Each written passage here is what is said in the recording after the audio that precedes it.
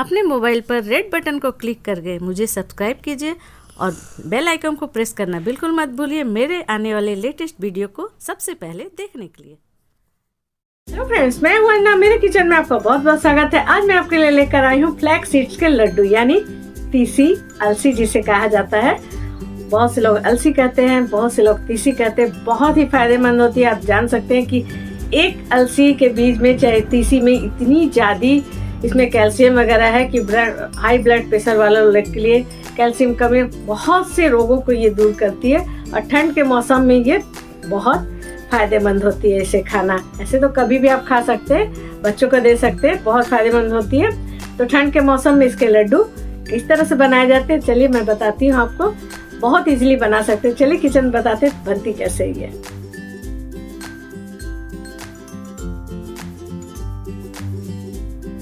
तो आज मैं आपको बताने जा रही हूँ अलसी यानी तीसी के लड्डू। यहाँ पर मैंने आधा किलो हाफ केजी 500 ग्राम तीसी लिया है। ये बाजार में बहुत ही आसानी से मिल जाती है और इसके बहुत ज़्यादा फायदे हैं। बहुत कम दाम में मिलती है। इसकी बहुत ज़्यादा रेट नहीं है, लेकिन इसके फायदे बहुत हैं। तो मैं आगे आपको बताऊंगी कि क्या क्या फायदे हैं इसके। तो देखिए यहाँ हाफ केजी हमने फ्लैक्स सीड्स अलसी तीसी ले लिया है और इसे हमने अच्छी तरह से साफ कर लिया है।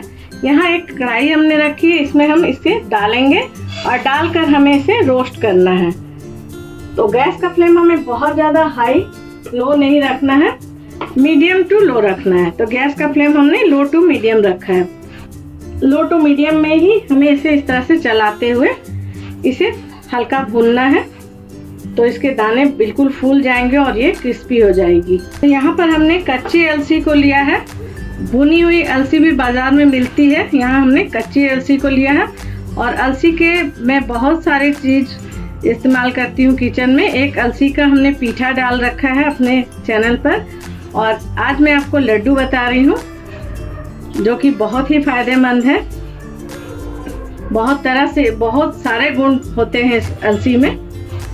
और इसे आप नहीं, यदि लड्डू नहीं बनाना चाहते हो तो इस तरह से भून कर और मिक्सी में पीसकर एयर टाइट डिब्बे में भरकर फ्रीज में रख लीजिए। आप रोटी में पराठे में भरकर भी बना सकते हैं या आटे में मिलाकर भी इसे डेली यूज कर सकते हैं। अलसी के बीज में ओमेगा 3 फैटी एसिड पाए जाते हैं जो कि हमारे हार्ट के लिए, ब्रेन के लिए बहुत ही फायदेमंद होते हैं। और यदि पढ़ने वाले घर में बच्चे हैं तो उनके लिए भी ये बहुत फायदेमंद है।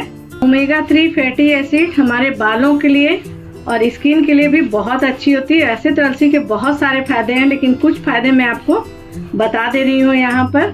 इसमें फाइबर भरपूर मात्रा में होती है जिसके कारण ये पाचन में बहुत आसान से पच जाता है। और इसमें बहुत ज़्यादा ये शरीर में शुगर लेवल को मेंटेन रखता है और शरीर के पाचन तंत्र को भी सही अच्छा रखता है। तो इसके और गुण मैं आपको आगे बता दे रही हूँ। इसी में बहुत ज़्यादा मात्रा में एंटीऑक्सीडेंट पाया जाता है जिससे ये बहुत सी बीमारियों से हमें दूर रखता है। ठंड के मौसम में जो छोटी मोटी बीमारियां हमें होती हैं वो इसे खाने से उन बीमारियों से हम दूर रहते हैं। हेल्थ के लिए बहुत ही अच्छी चीज़ है ये। और ये आसानी से बाज़ार में मिल जाती है। आप किसी भी तरह से इसे यूज़ कर सकते हैं। बहुत तरीके से इसे यूज़ किया जाता है। तो देखिए इस तरह से हम इसे भून लेते हैं लो टू मीडियम फ्लेम पर लगातार चलाते हुए इस तरह से। और जब इसमें से चट चट की आवाज़ आने लगे तब समझ लीजिए कि ये भून चुकी है। इसे छोड़ना नहीं है। इस तरह से लगातार हमें इस तरह से चलाते रहना है और ये थोड़ी सी डार्क कलर की हो जाएगी और अलसी के बीज फूल जाएंगे और इसमें से चट चट की आवाज़ आने लगेगी। तो इस तरह से मीडियम टू लो फ्लेम पर हमें इसे अच्छी तरह से सेक लेना है ताकि ये थोड़ी क्रिस्पी हो जाए। देखिए इसमें से चट चट की आवाज़ आने लगी है, आप सुन सकते हैं। और इसके बीज भी अच्छी तरह से फूल गए हैं। तो इस तरह से लगातार चलाते हुए इतना हमें भूनना है। थोड़ी सी 1 से 2 बार मैं और इसे भून लूँगी, बस बहुत ज़्यादा नहीं भूनना है। इसका कलर भी देख सकते हैं थोड़ी सी डार्क हो गई है।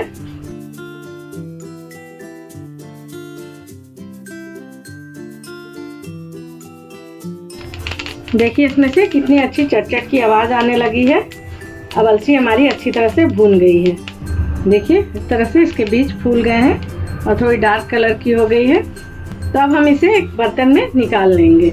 इसमें अगर छोड़ देंगे तो ये जल जाएगी, इसलिए हम दूसरे बर्तन में इसे ट्रांसफ़र कर देंगे और थोड़ी ठंडी हो जाएगी तब हम इसका पाउडर मिक्सर में बनाएंगे।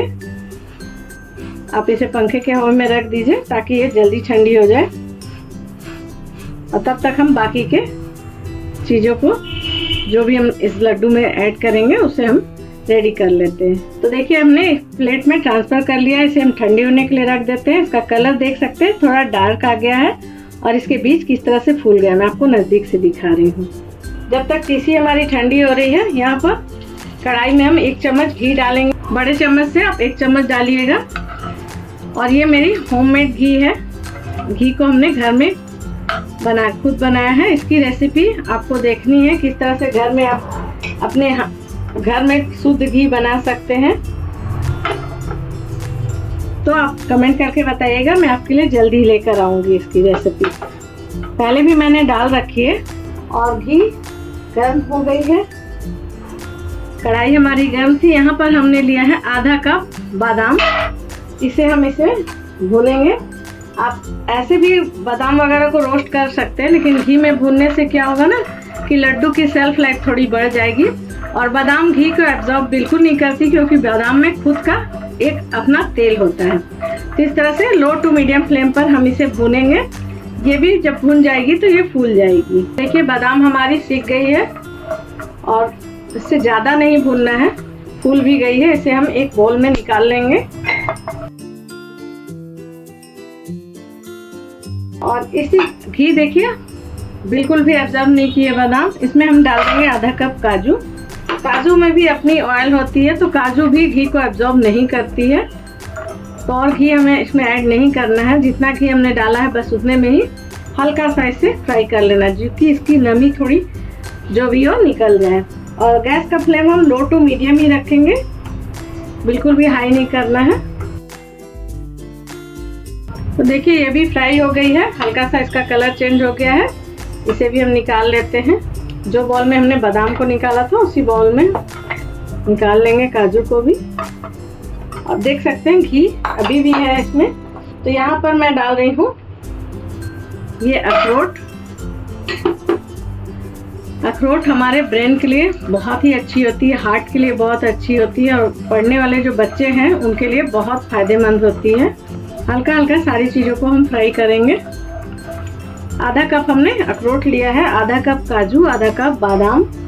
सारी चीज़ों को हल्का ही रोस्ट करना है, बहुत ज़्यादा नहीं करना है हमें। हल्का हल्का सेक लेना है जिससे कि ये क्रिस्प भी हो जाएगी और इसमें का जो नमी है वो भी निकल जाएगी। तो देखिए ये भी फ्राई हो चुकी है अखरोट भी। इसे भी हम वही वाले बाउल में निकाल लेंगे। देखिए यहाँ पर हमने आधा कप गोंद लिया है, इसे भी हम डाल देंगे और इसे इस तरह से फ्राई कर लेंगे।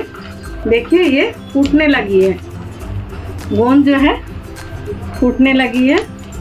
इसे धीमी आंच पर इस तरह से सेकेंगे ना तो ये बहुत अच्छी फूट जाती है और हल्की हो जाती है। और ये हमारे हड्डियों के लिए बहुत फ़ायदेमंद है। गोंद जो है हड्डियों को मजबूत करती है, बहुत फ़ायदेमंद होती है ये। लगातार चलाते हुए हमें सारी चीज़ों को सेकना है। यहाँ मैं थोड़ी सी घी और ऐड कर देती हूँ, क्योंकि इसे थोड़ा इस गोंद को फ्राई करने में हल्का घी अधिक लगता है। तो किस तरह से ये सारे गोंद हमारे फूल रहे हैं। तो देखिए ये भी भून गई है, बहुत अच्छी तरह से फूट गई है गोंद हमारी। इसे भी हम सेम बाउल में इस तरह से निकाल लेंगे। बिल्कुल हल्की हो गई है फूल कर, आवाज आप सुनकर पता लगा सकते हैं।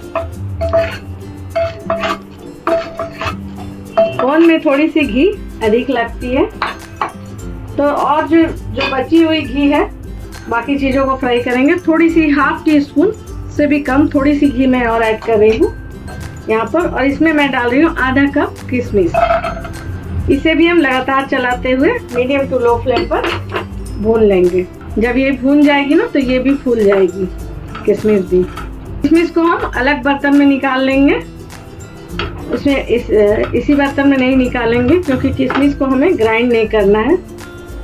तो देखिए किशमिश हमारी भून गई है और ये फूल गई है, इसे भी हम निकाल लेंगे। सॉरी, मैं गलती से इसी में निकाल ली हूँ, लेकिन मैं बाद में इसे अलग कर लूँगी किशमिश को। अब हमें इसमें कोई भी घी ऐड नहीं करना है। यहाँ पर हमने 1 कप मखाना लिया है, इसे हम जिसमें जो घी बची हुई है उसी में हम इसे इस तरह से लगातार चलाते हुए हल्का सा रोस्ट कर लेंगे, जिससे कि ये क्रिस्पी हो जाए। तो देखिए ये मखाना भी हमारा रोस्ट हो चुका है, आप इसकी आवाज़ को सुनकर पता लगा सकते हैं ये क्रिस्पी हो गई है। इसे भी मैं निकाल लेती हूँ। किशमिश को आप अलग निकालिएगा, मैंने गलती से सेम बाउल में निकाल दिया, मैं अलग कर लूँगी बाद में। और यहाँ पर मैंने लिया है ये सूखा हुआ नारियल, जिसे गरी कहते हैं। ये भी हमारी होममेड गरी है, मैं घर में ही बना कर रखती हूँ। इसे हम कोई घी नहीं डालना है क्योंकि नारियल में अपना ही तेल होता है, बस हल्का सा इसे सेक लेंगे हम, ताकि इसमें का जो मॉइस्चर हो वो ख़त्म हो जाए। और इसके साथ ही हम डालेंगे आधा कप ये खसखस, पोस्तु दाना, इसे भी हम हल्का सा धीमी आंच पर रोस्ट कर लेते हैं। यहाँ पर आप आसानी से गरी, सूखा नारियल जिसे खोपरा और गोला, बहुत से लोग गोला कहते हैं, हमारे यहाँ इसे गरी कहा जाता है। तो ये भी ड्राई फ्रूट ही है, तो इसे भी मैं घर पर बना के रखती हूँ। बहुत आसान है इसे बनाना, इसकी वीडियो मैं पहले अपने चैनल पर अपलोड कर चुकी हूँ, यदि आपको देखनी हो तो आप सर्च करके देख सकते हैं। और प्लीज़ मेरे चैनल को सब्सक्राइब कर लीजिए फ्रेंड्स, और बेल आइकन ज़रूर प्रेस कर दीजिएगा, ताकि मेरी जो आने वाली नई नई वीडियो है उसकी नोटिफिकेशन आपको सबसे पहले मिले। दिखा देती हूँ किस तरह से गरी को मैंने बना कर रखा है। आप इसकी जगह नारियल का चूरा भी, सूखी नारियल का चूरा भी डाल सकते हैं। मैंने इसे कद्दूकस कर लिया, तो इसमें से एक खुशबू आने लगी है। यहाँ पर हम कर देते हैं गैस को ऑफ, और इसे भी हम अलग ही रखेंगे इसे, क्योंकि हमें पीसना नहीं है। देखिए इसे हमने अलग बर्तन में निकाल लिया है, और इसी में मैं किशमिश को भी अलग कर लूँगी। सारे ड्राई फ्रूट्स को हमने इसमें भूनकर निकाल लिया है। चलिए अब देखते हैं तीसी हमारी ठंडी हुई है या नहीं। देखिए इस तरह से नारियल को मैं इस तरह के डिब्बे में गरी बनाकर फ्रीज़र में रखी हूँ, एयर टाइट डिब्बे में। और ये हमारी घर की बनी हुई सूखी नारियल है, गरी है। मैं किसी भी चीज़ में इसी तरह के बना के रखती हूँ और इसे ही यूज़ करती हूँ। और ये घर की फ्रेश है, तो इसमें कोई भी स्मेल नहीं होती है। तो देखिए तीसी हमारी ठंडी हो गई है, इसे पंखे के हवा में हमने रख दिया था। अब हम इसे मिक्सर में अच्छा बारीक पीस लेते हैं। तो देखिए तीसी को हमने 2 से 3 बार में, 3 बार में हमने पीस लिया है। एक बार में आधा किलो तीसी मत पीसिएगा, मिक्सर जार में थोड़ी थोड़ी डालकर इस तरह का हमने बारीक पीस लिया है, देख सकते हैं। और बाकी के ड्राई फ्रूट को भी हम इसी तरह से पीसेंगे, लेकिन उसे हमें पल्स मोड में पीसना है, दरदरा पीसना है। तीसी को हमने बारीक पीसा है, अलसी को इस तरह का, लेकिन ड्राई फ्रूट को हमें बारीक नहीं करना है। पल्स मोड में थोड़ा चलाकर थोड़ा रोक कर पीसेंगे, जिससे वो दरदरा पिसाए। तो देखिए इस तरह से ड्राई फ्रूट को भी हमने इस तरह का दरदरा पीस लिया है पल्स मोड पर। बहुत बारीक नहीं है, आप देख सकते हैं इसमें इसके चंक्स दिख रहे हैं। इस तरह का दरदरा पिसा हुआ ड्राई फ्रूट ज़्यादा अच्छा लगता है। अब इस तीसी वाले मिश्रण में ड्राई फ्रूट वाले मिश्रण को डाल लेते हैं।